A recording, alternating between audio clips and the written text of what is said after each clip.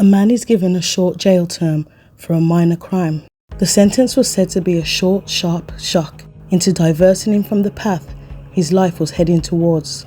But on the eve of his release, a serious incident would happen that would send shockwaves throughout the country, and in a landmark ruling would become known as the Stephen Lawrence case of the prison system. This is the horrific story of 19-year-old Zahid Mubarek.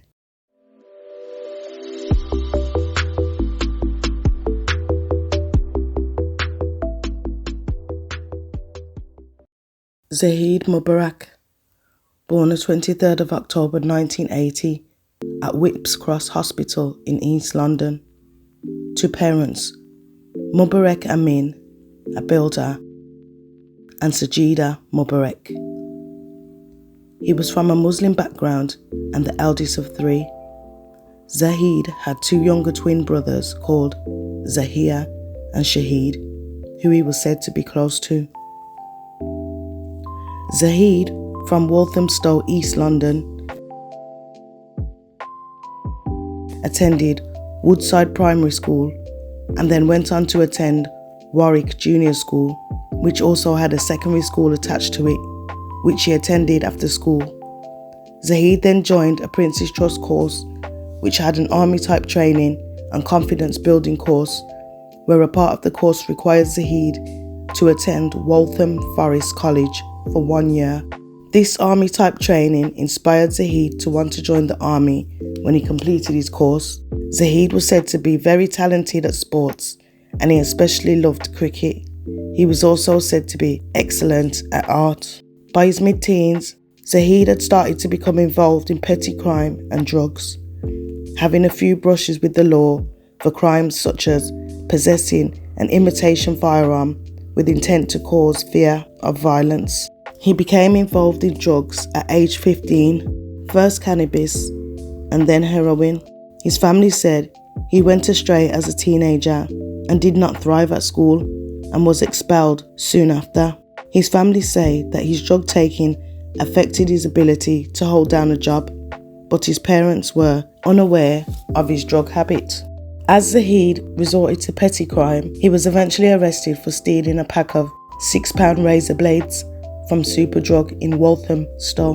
And because he failed to follow probation service orders or deal with his drug problem, on the 17th of January 2000, at age 19, Zahid was sentenced to 90 days in prison for stealing the razor blades and also for interfering with a motor vehicle in an attempt to remove audio equipment.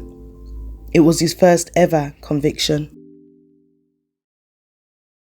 Zahid was taken to Feltham Young Offenders Institution in West London to serve out his 90-day sentence, where he was placed on Swallow Wing, cell 38. Zahid's father said that he visited his son every fortnight along with various other family members, and Zahid would tell him of his remorse at being sent to prison, saying that prison was not the place he wanted to be and that he wanted to get out and sort his life out. Zahid also told his father of his wishes to join the army upon his release, and saying that he fell in with the wrong people and he hoped that his younger twin brothers Zahia and Shahid would not follow in his example, telling his father to tell them not to turn out like me. Zahid also wrote to his father from prison, again expressing his regret and remorse at the situation he was in, and telling his father, "I should have listened to you. I was hanging around with the wrong people and smoking drugs. Tell Mum I love her so much and not to worry." 22 days, or just over 3 weeks into Zahid's sentence, on the 8th of February 2000, a new prisoner was placed into the same cell Zahid was in. This prisoner was 19-year-old Robert Stewart, who had grown up on Langley Estate in Middleton before moving to Hottersley in Tameside, Manchester. Fellow prison inmates described Robert Stewart as weird, aggressive and strange, most notably because he had tattooed the words RIP along with the picture of a cross on his forehead. He appeared to be a loner and did not mix with other prisoners. Other prisoners also described him as a nutter, spooky and strange, with inmates giving him the label the Grim Reaper and many inmates staying away from him. One inmate who sometimes played table tennis with him in the association room said that he was aggressive and would sit there and just stare at other inmates, and that if he ever lost at table tennis, he would smash his bat on the table. A prison officer wrote in his prison records that he was a disaster waiting to happen and he cannot be trusted, whilst he was described by another prison officer as a disturbed young man. Another officer described him as volatile and a dangerous individual, while an officer in the induction unit said that he had a funny feeling about Robert and that he wasn't quite right.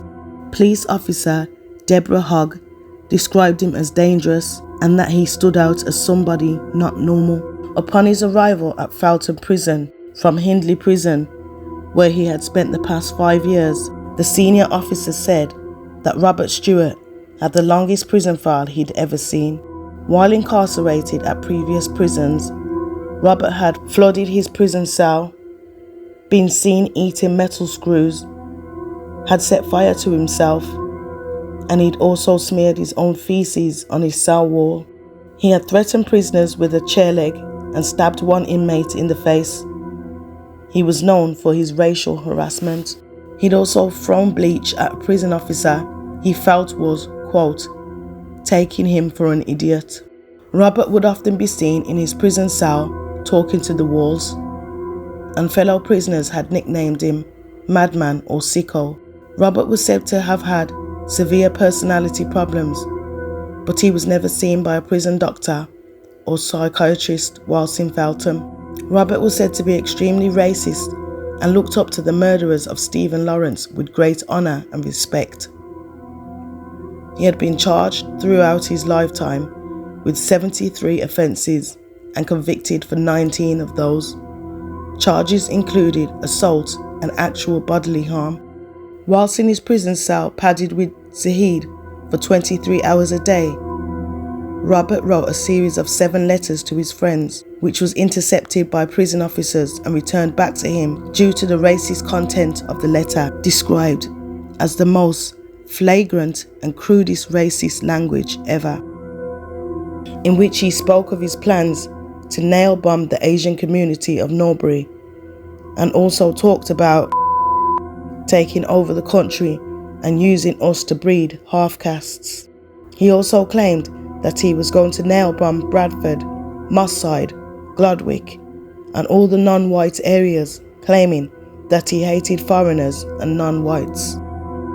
Robert had also written a letter to a friend saying that he couldn't take it in the prison and that he'd take extreme measures to get shipped out, like kill his cellmate if he has to, as well as bleach his sheets and pillowcase white, make a Ku Klux Klan outfit, and walk out of his cell with a burning crucifix if he was not given bail on the 7th of March 2000. He'd also sent his friends visiting orders, with their visitor's name on the visiting order as Adolf Hitler, Charles Manson, and Harold Shipman. Robert was said to have been a disturbed child from a troubled home who lived with his mum and dad, an older brother, Ian, and younger sister, Karen. His father was said to be a brutal man who beat both his sons badly and also hit his wife. His younger home life was described as poverty-stricken and emotionally impoverished. His father was said to have been a drunk. It was said that his mother was emotionally unavailable and found it difficult to hug her sons. And Robert often told lies, had no friends, and scratched himself until he bled, and he wet the bed until he was 8. Teachers described Robert as a troubled, disturbed child and advised from a young age that Robert needed psychiatric treatment. Robert had broken into his school and flooded it, and at age 10 he had set fire to his school's notice board, and he had also set fire to a female classmate's hair. Robert was said to have self-harmed, including swallowing razor blades, and at age 13 Robert had slit his wrists during the middle of a science class at school. Also at age 13, Robert ran away from home and set fire to a shop nearby his home. His mum was desperate to wash her hands of him and put him into care like she had previously done with his older brother Ian. Other prisoners on the same wing as Zahid and Robert claimed that they never saw the two of them in any fights or arguments, but said that whenever he could, Zahid avoided Robert. Robert claims that he got on alright with his cellmate Zahid, sometimes playing chess or checkers with him from time to time in the cell they shared together. But he also described Zahid as lazy, saying that cellmates had to clean their own cells, with one cellmate doing the sweeping and the other cellmate mopping the floor, and then switching chores the next day. But Robert claimed that Zahid wouldn't do nothing. He thinks because Zahid was coming off the drugs, so he didn't want to do nothing and lay on his bed all day watching Robert do it all, which angered Robert, who said he shouldn't have expected me to do everything. Allegedly, according to Robert's claims, he claims to have also been angry that Zahid started using his things without asking, like using his writing pad and envelopes to write letters, or using his shower gel. Whilst Zahid initially told fellow inmates that he didn't like Robert because of the tattoo on his head, he said that Robert was NF, meaning National Front, which is a racist organisation in Britain similar to the Ku Klux Klan in America. On one of his prison visits to see his son, Zahid told his father that his cellmate was strange, saying that he'd catch Robert sitting on his bed opposite him just staring at him for hours without saying anything, which Zahid found unnerving. And when Zahid asked him why he was staring at him, he'd say, "Nothing." Zahid's dad told his son to just ignore him and keep his head down. Zahid had made multiple requests to be moved to a different cell, but his requests had been ignored and some had been refused. Zahid had also gone to prison officers asking if he could move into a cell with fellow inmate Jamie Barnes, or if Robert could be moved out of the cell that they shared together and Jamie moved in instead, but this request was again ignored and denied. The reason Robert Stewart was in prison was because he was on remand for a charge of malicious communications and offences under the Protection from Harassment Act, as he had harassed a 38-year-old white female who worked as a chatline operator, who he used to call.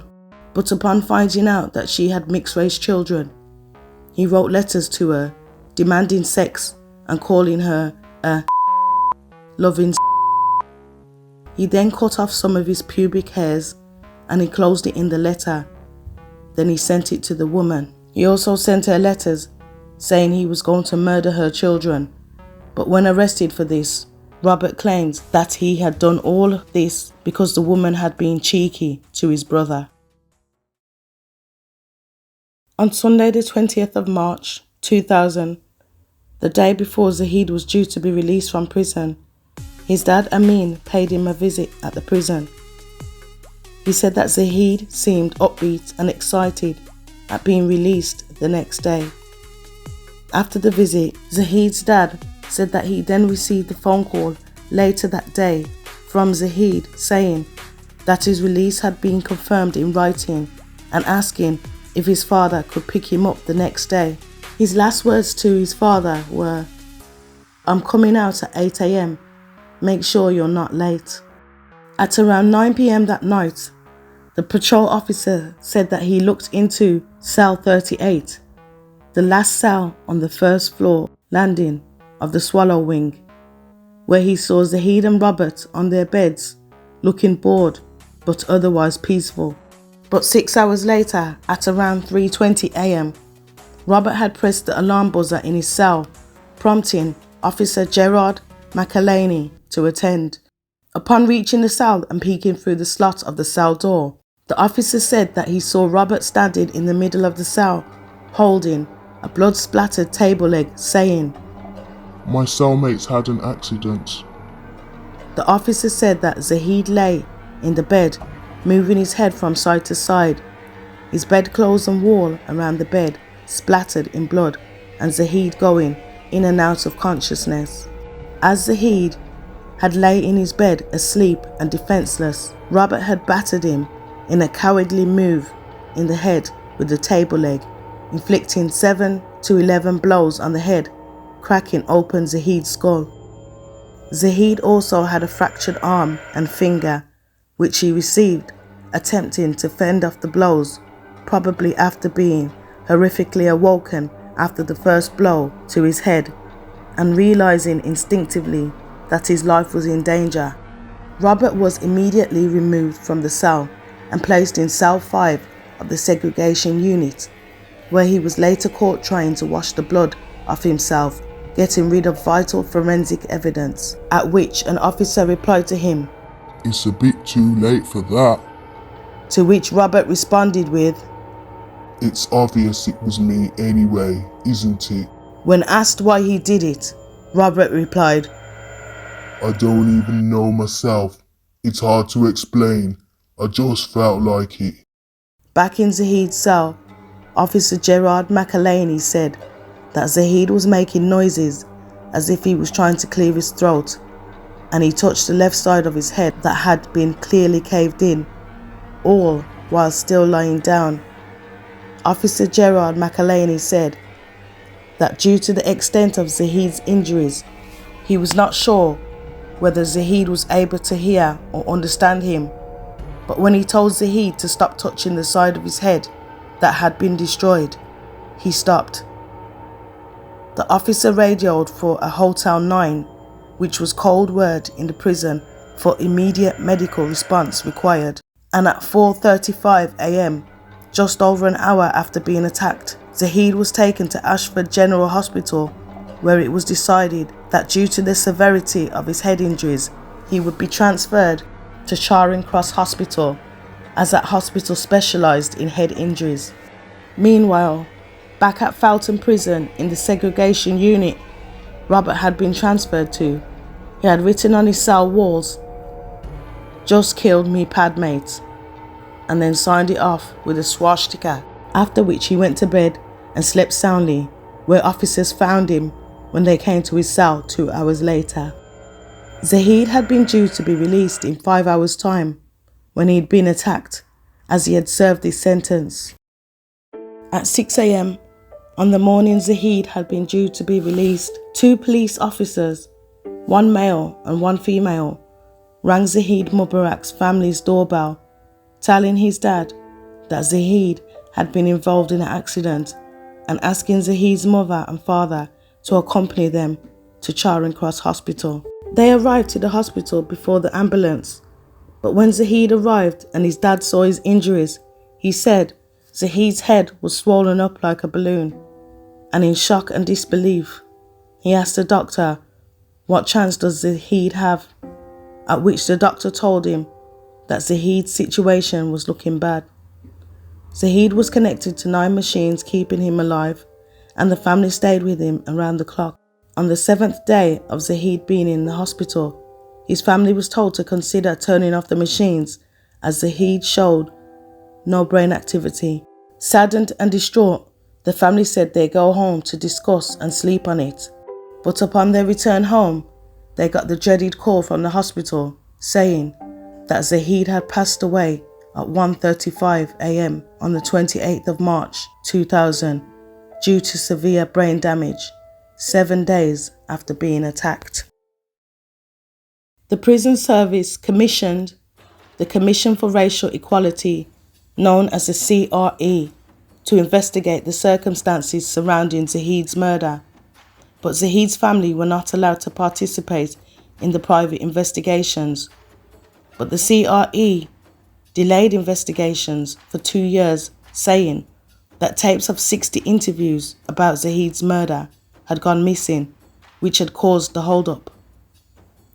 Frustrated, Zahid's family called for a public inquiry, but the then Home Secretary, David Blunkett, refused a public inquiry, stating that the CRE investigation and police internal inquiries would be sufficient enough.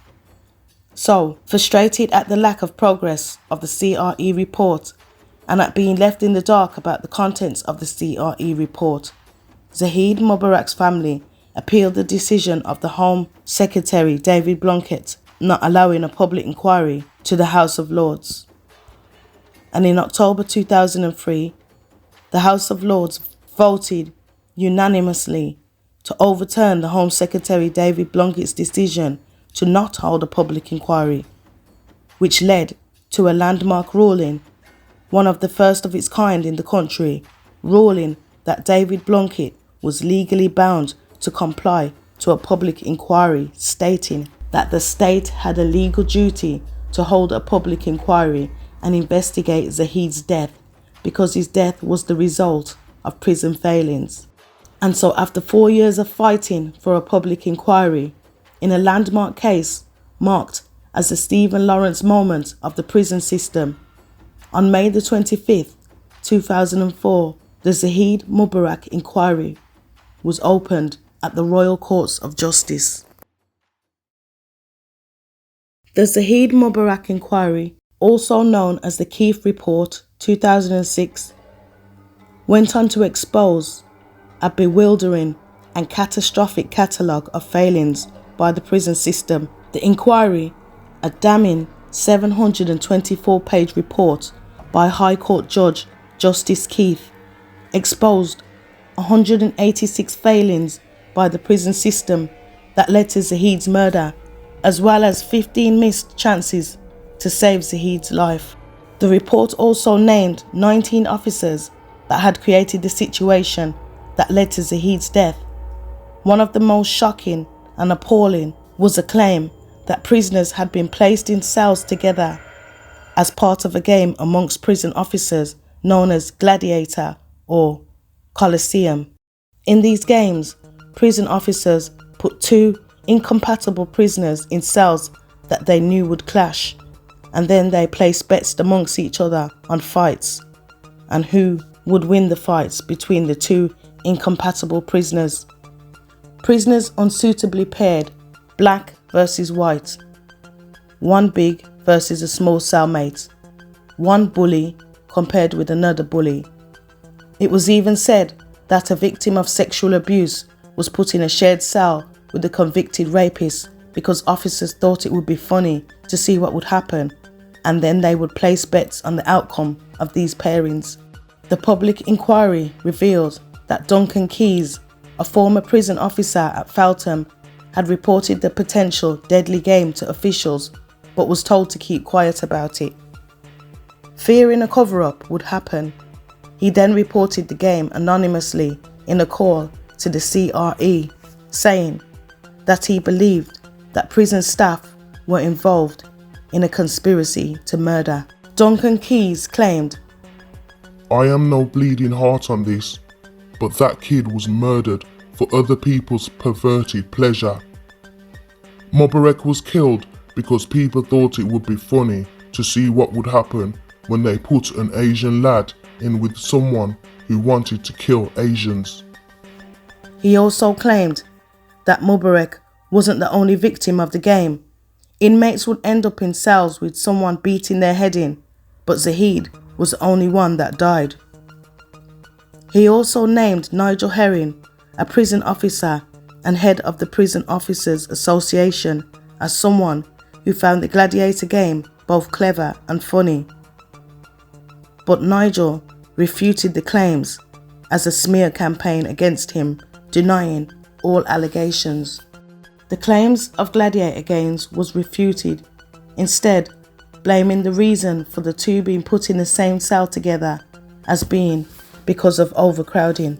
Prison officer Julia Goodman, the one who had placed Robert into the cell with Zahid, ignoring two other possible cell options, neither of which involved an Asian cellmate, denied it was deliberate. It was also revealed that weeks before Zahid's murder, an Asian inmate was brutally beaten by two white inmates and left without help or treatment for 24 hours. He spent 19 days in hospital with a broken jaw and other injuries. When the inquiry report was published on the 28th of June 2006, into Zahid's death, the prison service considered corporate manslaughter charges, according to Phil Wheatley, Deputy Director of Prison Services.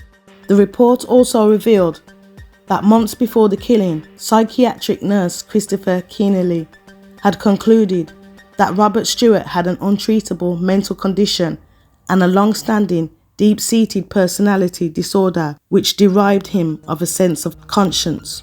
This information was not shared between the prisons. After the murder, Robert Stewart was then seen by a prison psychiatrist who diagnosed him as a psychopath who had been in and out of prison and young offender institutions displaying bizarre behaviour such as swallowing batteries, flooding his cells and talking to walls. Zahid had been locked up with a highly disturbed racist who should not have been sharing a cell with anybody. On the 22nd of November 1997, 3 years before Zahid's murder, Robert Stewart was friends with fellow inmate Maurice Travis at Hindley Young Offenders Institution near Wigan, where a nurse wrote a report stating that the pair could endanger the lives of others, but her warning was not acted on. Maurice Travis was convicted of stabbing a fellow prisoner, 18-year-old Alan Averill, to death in the kitchens of Stoke Heath Young Offenders Institution in Market Drayton, Shropshire. Robert Stewart had been present during the murder and it was suspected that he was involved, but this information was ignored when Robert had entered Feltham prison, as nobody bothered to read his file despite being warned to do so. 2 days before Zahid's murder, Robert had been allowed to watch a film called Romper Stomper, 1993, a violent film about neo-Nazi skinheads with strong white nationalist beliefs. The table leg that Robert Stewart had attacked Zahid Mubarek with had been broken away from furniture in the pair's shared cell days earlier, but it was not spotted by officers because of slapdash, poor cell inspections that were carried out haphazardly and not efficiently enough, or not done at all for weeks because of a widespread problem of poor cell inspections and inspection schedules that should have been done daily but was not.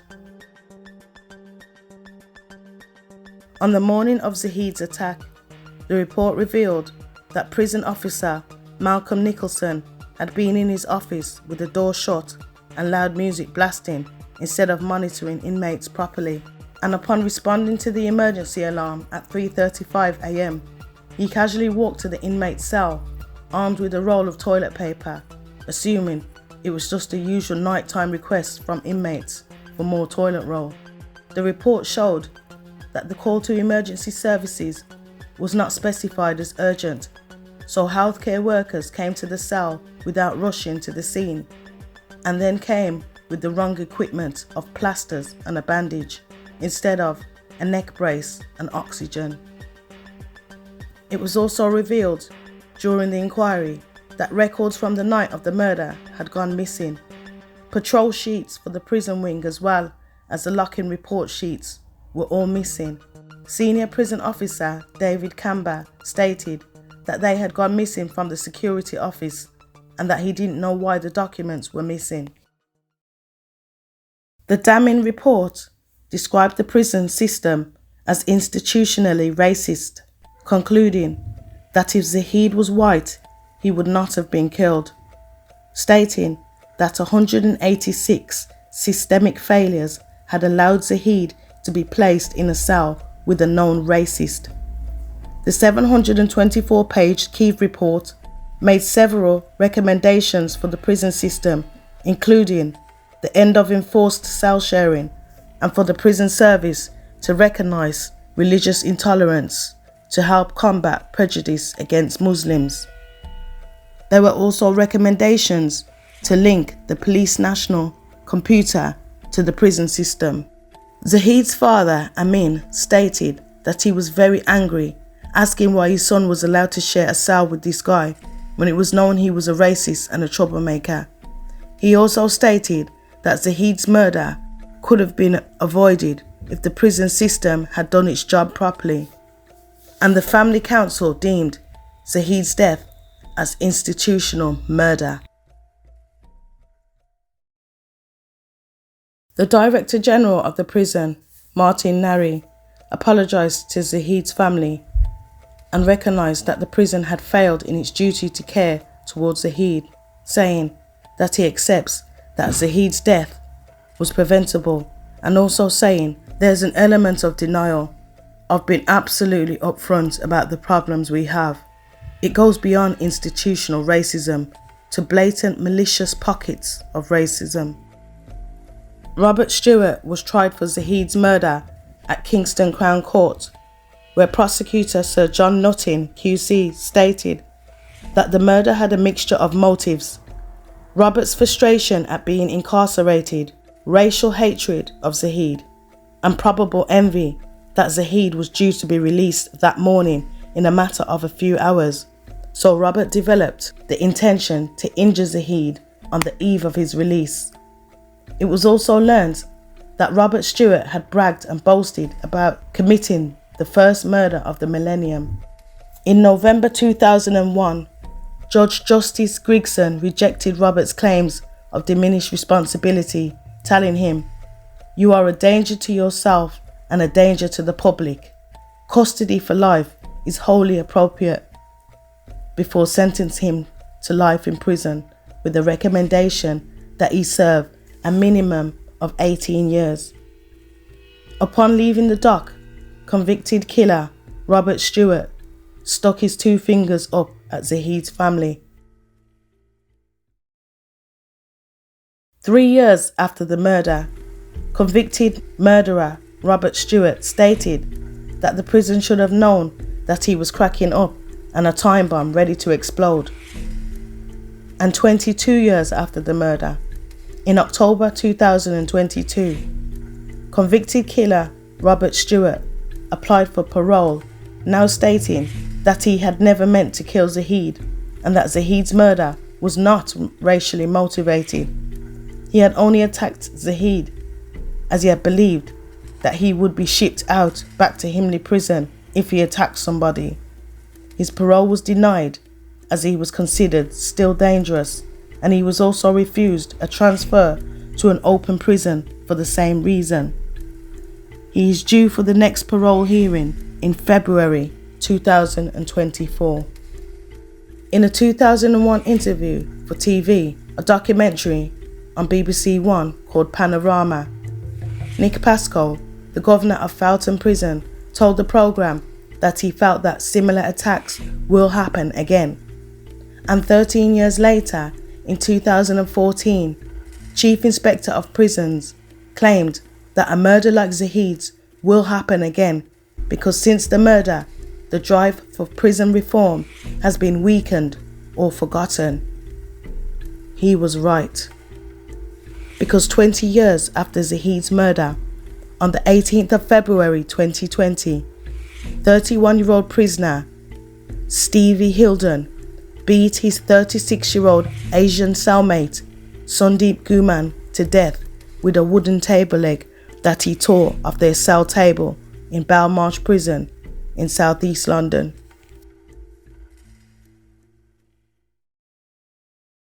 الذين آمنوا إذا نودي للصلاة من يوم الجمعة فاسعوا إلى ذكر الله وذروا البيع